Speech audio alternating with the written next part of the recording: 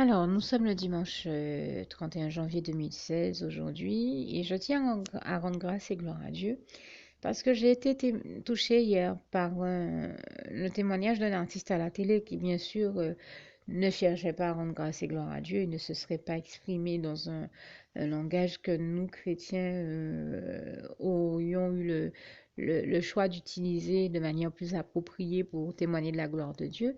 Mais puisque lui ne le faisait pas, alors je vais le faire ici avec mes mots et mon langage et parler dans un langage chrétien pour rendre grâce et gloire à Dieu. Alors, comme je dis, il a utilisé ses mots. Moi, j'utilise mes mots ici, et mes mots de chrétienne, parce que dans son témoignage, dans ce qu'il a raconté, j'y vois la gloire de Dieu. Lui ne s'est peut-être pas rendu compte que c'est Dieu qui a agi pour lui, mais comme moi, je m'en suis rendu compte, eh bien, je prends le temps d'en parler pour rendre grâce et gloire à Dieu. C'est un artiste qui s'appelle Arnaud, qui est passé dans l'émission On n'est pas couché et qui était donc interviewé assis dans le fauteuil et qui disait qu'il a fumé pendant plus de je ne sais plus combien d'années, mais en tout cas de nombreuses années. Et ce qui m'empêche de trouver le nombre d'années précisément, c'est que j'ai pensé aussi au témoignage que m'a donné l'une de mes cousines cette semaine et que je profite pour ajouter à ce témoignage-ci, puisque de toute manière c'est le même sujet et la même thématique, hein. Il s'agit ici de parler du fait de fumer.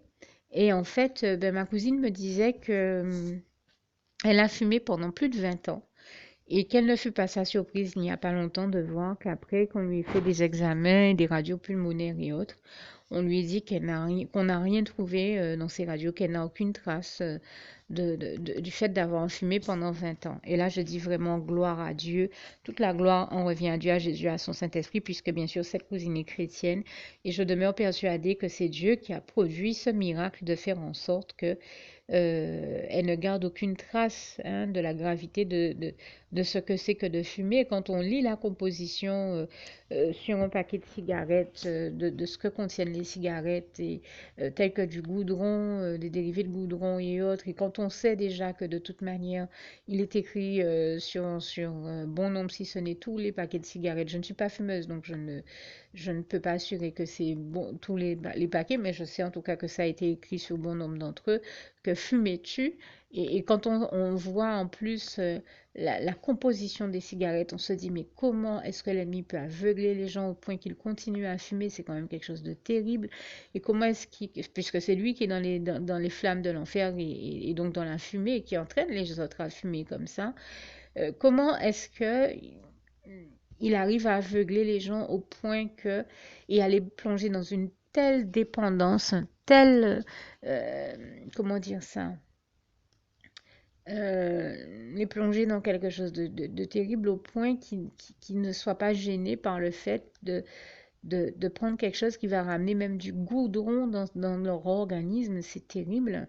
Sans compter tous les autres dérivés et autres composants tout bonnement inacceptables et nocifs pour l'organisme que contiennent les cigarettes. Donc je dis vraiment, c'est quand même terrible. Il n'y a que le diable qui peut amener les gens à être dans cette dépendance-là, dans ce comportement addictif-là à la cigarette. Je me dis, c'est terrible pour eux quand on sait tous les composants, comme je disais, euh, chimiquement inacceptables pour le corps humain que contiennent les cigarettes. Et malgré tout, eh bien, il met les gens dans un système où ils ne peuvent pas s'empêcher de fumer. Comprenez ici que je ne juge personne. Je dis tout simplement, au contraire, je parle avec bienveillance et amour en me disant, mais euh, je suis bien placée pour en parler parce que si moi je n'ai jamais fumé, je remercie Dieu de m'avoir donné la force de ne jamais même commencer. Je crois que la cigarette, l'alcool ou toute autre substance illicite est produit nocif pour le corps. La meilleure chose avec toutes ces choses-là, y compris la cigarette, c'est de ne jamais la commencer. Et je remercie Dieu qui m'a donné la force de ne jamais même commencer. Et je lui demande de continuer à faire en sorte qu'il en soit toujours ainsi. Et je vous invite même à faire cette prière avec moi. Seigneur Jésus, merci de me donner la force de ne jamais commencer ni la cigarette, ni l'alcool, ni aucune autre substance illicite illicite et de continuer à toujours me donner la force de m'en éloigner, de ne jamais y toucher, de ne jamais même y goûter, de continuer à aller de l'avant avec toi, à vivre ma vie sans avoir recours à ce type de produits nocifs pour ma santé et mon organisme. Et c'est au nom puissant du Seigneur Jésus-Christ que j'ai fait cette prière. Amen. Je vous invite vraiment à dire Amen à cette prière, que cela ne vous arrive jamais au nom puissant de Jésus de devoir même y goûter. Au nom puissant du Seigneur Jésus, c'est vraiment ce à quoi je vous invite. Parce que comme m'en témoignait une jeune femme aux États-Unis, elle disait que quand on voit qui est notre ennemi, comment il nous fait n'importe quoi et le type d'attaque des fois que des chrétiens ont à vivre et grâce et gloire soit rendue à Dieu, à Jésus, à son Saint-Esprit qui nous en délivre toujours, tout comme qui nous délivre toujours de toutes les attaques, méfaits et œuvres destructrices de l'ennemi, œuvres nocives et destructrices de l'ennemi, et notamment celles qu'il fait en faisant les gens ingérer des produits nocifs pour eux, que ce soit par le biais de la cigarette ou tout autre.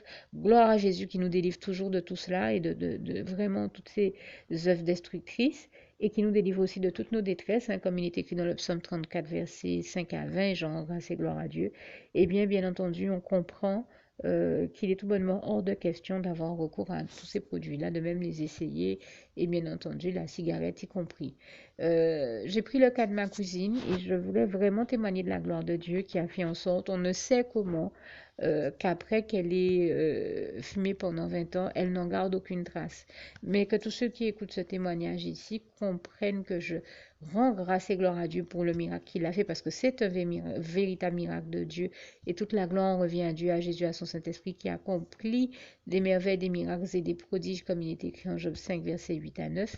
Mais à nous aussi de faire notre part et à éviter, comme je disais, de même devoir commencer à consommer cette substance-là pour ne pas forcer notre Dieu aussi chaque fois à devoir faire des miracles là où nous pouvons nous éviter ce type de drame-là à nous-mêmes. D'autant que, comme voilà, me disait cette jeune femme américaine, le diable attaque les chrétiens de manière tellement terrible que le mieux pour nous à faire, c'est de ne jamais commencer toutes ces substances-là, ni l'alcool, ni toutes ces choses-là, parce que le diable amène ceux qui consomment de l'alcool et toute autre substance illicite à être dans un état tellement vaseux qu'il les assomme par le biais de ces substances-là pour mieux pouvoir les attaquer derrière et essayer de les mettre KO. Et nous n'avons pas envie de nous retrouver dans ces situations-là. Je crois que nous vivons des choses qui sont déjà, des temps qui sont déjà suffisamment durs et difficiles et compliqués pour aller encore compliquer les choses en ayant recours à ces substances-là. Encore une fois, j'invite tout le monde à ne jamais y avoir recours ou les utiliser au nom puissant du Seigneur Jésus, que cela ne vous arrive jamais. Mais pour ceux à qui c'est arrivé, eh bien, je veux donner ici de l'espoir et les encourager, bien entendu, avant tout à arrêter définitivement et se détourner de tous ces produits-là et savoir qu'ils peuvent encore prier le Seigneur, lui demander sa grâce, lui demander de les guérir si jamais ils sont atteints par quelques conséquences que ce soit de l'utilisation de tous ces produits-là et que le témoignage de ma cousine qui après 20 ans d'utilisation n'en a gardé aucune trace, eh bien vienne redonner de l'espoir et mettre un apaisement, un encouragement ou du réconfort au cœur de ceux qui traversent le même type de situation et les amener à comprendre et à prendre conscience qu'en priant le Seigneur Jésus peut les délivrer de tout ce dont ils ont besoin de l'être et je lui en rends grâce et gloire et faire ce type de miracle où on a une santé qui ne garde aucune séquelle, aucune trace de la consommation de ce type de produit pendant plus de 20 ans. Je dis louange, honneur et gloire à toi, éternel mon Dieu. Il n'y a que toi qui peux faire ce type de miracle-là pour nous.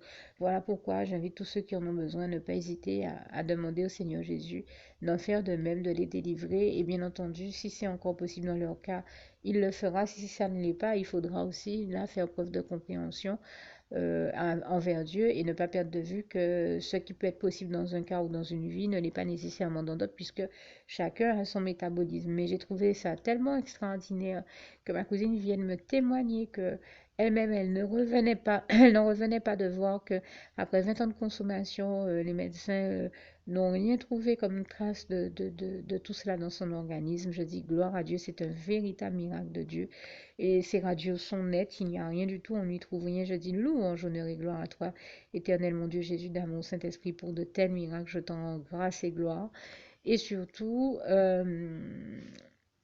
j'ai envie de dire aussi, bon, pour ceux que ça peut aider, moi, comme je l'ai dit, j'invite tout le monde à ne même pas commencer. Mais ceux qui se sont retrouvés dans une dépendance à la cigarette, eh bien, je vais parler du cas de ma cousine encore ici pour que ça aide tous ceux que ça peut aider et encourager. Elle m'a dit qu'elle voyait qu'elle n'arrivait pas à se défaire de la cigarette sous son ancienne forme. Dieu lui a inspiré de prendre ces vapos, je ne sais plus comment ça s'appelle. Je parle ici des nouvelles cigarettes électroniques. Alors, bien entendu, mon premier réflexe a été de me dire, pour le moment, on n'a peut-être pas assez de recul pour en connaître tous les effets, qu'ils soient bénéfiques ou nocifs. Mais en tout cas, je prends le témoignage de ma cousine. S'il peut aider d'autres personnes à comprendre ce que je cherche à dire, je n'invite bien entendu personne à fumer. Et même que je l'ai déjà dit, et c'est la troisième fois que je le dis ici, que ça ne vous arrive jamais, je vous invite plutôt à même ne jamais commencer au nom puissant du Seigneur Jésus. Mais pour ceux qui malheureusement ont déjà commencé, voire qui fument depuis des années, eh bien, il me semble que la solution que propose le Seigneur,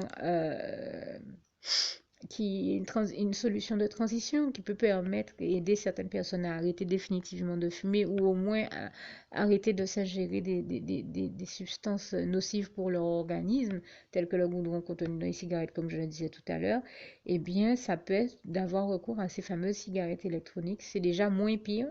Le mieux, bien sûr, c'est d'arrêter définitivement ce à quoi je vous invite au nom puissant de Jésus pour ceux qui ont commencé.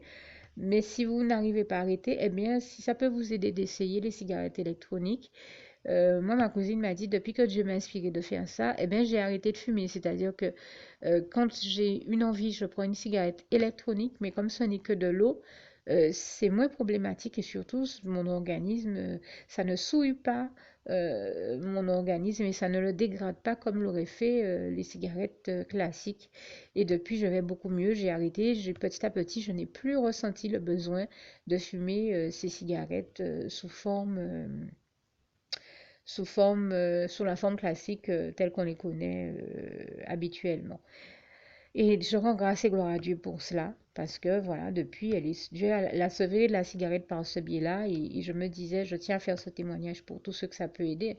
J'ai jamais fumé, mais je vois beaucoup de personnes autour de moi, et malheureusement des chrétiens aussi, qui souffrent d'être dans une situation où ils n'arrivent pas à arrêter. On peut les comprendre, comme je dis, je ne juge personne ici, j'essaie plutôt de faire preuve de compréhension et en toute humilité de leur proposer des solutions. En tout cas, c'est la solution qu'a proposée le Seigneur à ma cousine et je me dis si ça peut aider d'autres personnes qu'ils entendent que ça peut être une solution, une aide pour arrêter définitivement, mais je prends le temps de faire ce témoignage-là pour tous ceux que ça peut aider et surtout de rendre grâce et gloire à Dieu qu'il a délivré de la cigarette et de ses envies de fumer par ce biais-là.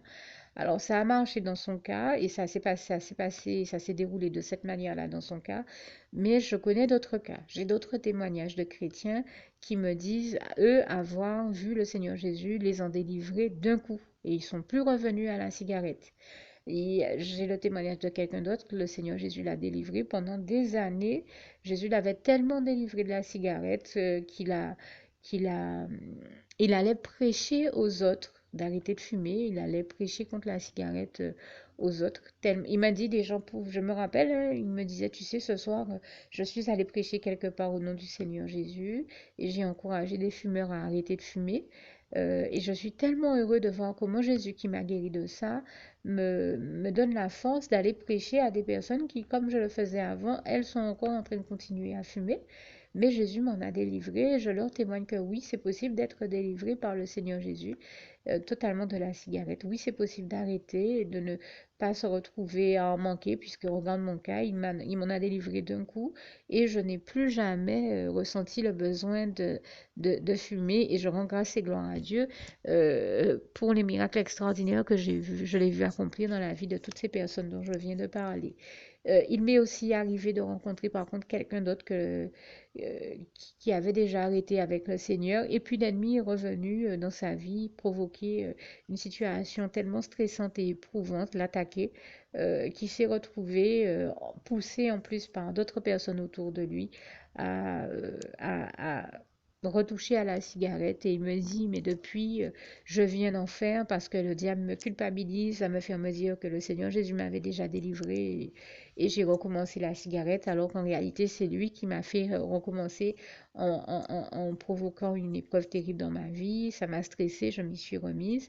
Bien entendu, encore une fois, j'invite personne à ne tomber dans ce piège-là et dans cet écueil-là. Quand Jésus nous en a déjà délivré, peut-être que la chose la meilleure à faire, c'est de se détourner de toute tentation et de toutes les fois où le diable vient nous tenter par le biais de la cigarette ou toute autre chose, et demander au Seigneur Jésus de toujours résister à la tentation et de ne surtout pas y succomber. N'hésitez pas à demander ça au Seigneur Jésus en prière.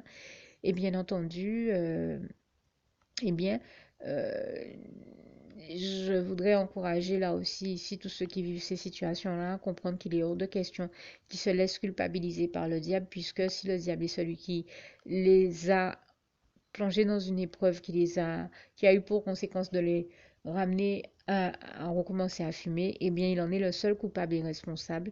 Il est hors de question que ces personnes-là se mettent à culpabiliser inutilement. Il s'agit tout simplement pour elles de demander au Seigneur Jésus de leur donner la force à nouveau de réabandonner la cigarette. Et c'est vraiment ce à quoi je vous invite, ou toute autre substance illicite. C'est vraiment ce à quoi je vous invite de la part du Seigneur Jésus. Et je termine donc avec le témoignage par lequel j'avais commencé, celui donc de l'artiste Arnaud qui disait hier sur le plateau où il était invité, il témoignait sans parler du Seigneur et sans l'expliquer de cette manière-là. Il l'a dit avec ses mots, mais moi je vais le dire ici avec mes mots. Il disait que il fumait comme un pompier, comme disent certains, jusqu'au jour où Dieu lui a parlé à travers son enfant, mais lui, il s'est pas rendu compte que c'était Dieu qui, dans sa bienveillance et son grand amour, était en train de chercher à lui éviter d'être malade et de dépérir. Euh, en lui, il a utilisé son fils pour lui parler, et l'enfant a pris le paquet de cigarettes qu'il s'apprêtait à acheter, puisqu'on lui a demandé sur le plateau comment vous avez fait pour arrêter de fumer. Il a dit, mais c'est un jour, j'étais allé pour acheter des cigarettes. Et en fait, Dieu a mis au cœur de l'enfant d'attraper le paquet avant que lui ne l'ait. Et l'enfant a vu la mention fumer tue sur le paquet.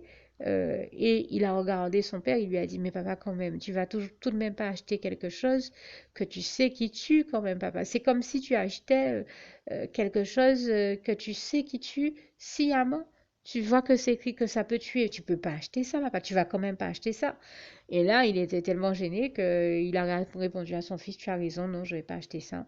D'autant que quand il a réfléchi à toutes les conséquences nocives de la cigarette sur sa vie, sur sa santé, et il l'a précisé même sur sa libido, il s'est rendu compte que ça agissait et que ça diminuait ses aptitudes, eh bien, il s'est dit, ben ouais, je crois que mon fils a raison, je vais arrêter ça. Et il a dit que ça l'a tellement choqué que ça a été suffisant pour le sevrer définitivement de la cigarette. Et depuis, je crois qu'il a précisé là aussi que ça fait un grand nombre d'années qu'il ne fume plus. Ça fait peut-être depuis 20 ans, je ne sais plus quoi. Gloire, grâce et gloire soient rendues à Jésus, à son Saint-Esprit. Toute la gloire revient à Dieu, à Jésus, à son Saint-Esprit, qui arrive à délivrer des personnes qui des fois fument depuis des années, comme c'est le cas de tous ceux que je viens de citer, en un claquement de doigts et qui les amène à arrêter de fumer définitivement, en les amenant à prendre conscience que c'est vraiment nocif définitivement, que ce soit pour leur santé, leur vie sociale, leur libido ou bien d'autres questions encore, que ça a bien des conséquences nocives sur leur vie et qu'ils les en délivrent. Vraiment, toute la gloire en revient à Dieu, à Jésus, à son Saint-Esprit. J'ai été très touchée par tous ces témoignages que j'ai entendus sur cette question cette semaine. Je me suis dit que je ne pouvais pas passer à côté de l'occasion de vous témoigner de la gloire de l'Éternel, notre merveilleux Dieu d'amour, sur ces questions-là, et je l'ai fait humblement du fond du cœur pour tous ceux que ça peut aider et encourager à ne jamais se laisser aller à avoir recours, que ce soit aux cigarettes ou aux substances illicites. Que Dieu vous garde et vous bénisse tous. Et je termine en vous invitant bien entendu donc à le prier pour qu'il en soit ainsi, à le prier également si vous ne l'aviez jamais fait auparavant, avec la prière que je vais rajouter juste ici à la fin de ce témoignage, le temps pour moi de vous citer ce si beau passage de Philippiens 4, verset 7, que la paix de Dieu qui surpasse toute intelligence garde vos cœurs et vos pensées en Jésus-Christ. À bientôt. Alors pour toutes celles et ceux qui ne l'auraient jamais encore fait auparavant, je partage avec vous ici la prière par le biais de laquelle le Seigneur Jésus m'a sauvé la vie et vous invite tout simplement à lui ouvrir vos cœurs, à être sincère avec lui euh, dans ce que l'on va dire ici, puisque si Dieu me met à cœur de partager avec vous cette prière, tout comme il le fait toujours avec chacun de nous, c'est tout simplement parce que Dieu nous a sauvé la vie, m'a sauvé la vie et nous a sauvé la vie à tous, hein, tous ceux qui partageons avec les autres cette prière, et que nous l'avons vu nous faire tellement de bien, nous donner tellement d'amour, nous combler de bonheur dans les bras d'amour de Jésus, et bien que nous souhaitons au maximum de personnes d'aller aussi au paradis et de connaître le bonheur des bras d'amour de Jésus ainsi que d'être sauvés par lui. Mais bien entendu, pour être sauvé, encore faut-il prendre le temps de demander à l'être et d'accepter donc le Seigneur Jésus-Christ comme son sauveur personnel, ce qui est ici l'objet de cette prière.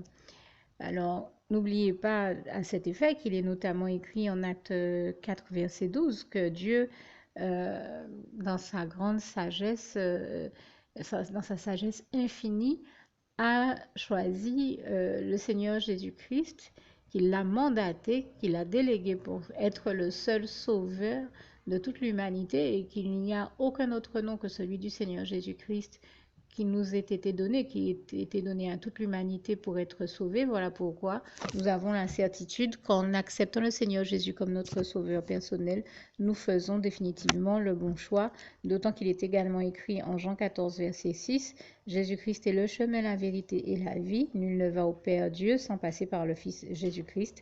Voilà pourquoi nous devons donc adresser au Seigneur Jésus la prière qui suit. Donc Seigneur Jésus-Christ, n'hésitez pas donc à dire cette prière à haute voix en vous mettant bien entendu dans un lieu où vous savez que vous pouvez prier en toute sérénité. Donc Seigneur Jésus-Christ, je t'accepte aujourd'hui comme mon sauveur personnel, moi un tel, vous dites votre nom et votre prénom. Et je te demande aussi, Seigneur, euh, vraiment de continuer à veiller sur moi et sur ma vie. Je remets d'ailleurs toute ma vie entre tes mains, éternel mon Dieu, Jésus d'amour, Saint-Esprit, puisque tu en es le Créateur. Je remets cette vie entre tes mains, je te la donne puisqu'elle t'appartient, puisque tu l'as créée. Et je te demande de me conduire à toutes les victoires et réussites que tu as prévues pour ma vie. Tout comme je te demande aussi pardon, éternel mon Dieu, Jésus d'amour, Saint-Esprit, pour tous les péchés que j'ai commis tout au long de ma vie, dès le début jusqu'à la date d'aujourd'hui incluse. Pardon aussi, Seigneur Jésus, pour toutes les fois où j'ai fait mal à ton cœur. Et surtout, merci, Seigneur Jésus, quand le bon moment sera venu pour ça, de revenir me chercher pour m'amener avec toi dans tes bras d'amour au paradis où je veux demeurer et continuer à te servir et à t'appartenir pour l'éternité en éternité. Et c'est au nom puissant du Seigneur Jésus-Christ que j'ai fait cette prière. Soyez bénis, vous tous qui avez fait cette prière, que Dieu vous garde et vous bénisse tous. Et surtout, n'oubliez pas de partager cette prière avec le maximum de personnes autour de vous, tous vos contacts, famille, amis et bien-aimés, et que Dieu vous en bénisse. À bientôt.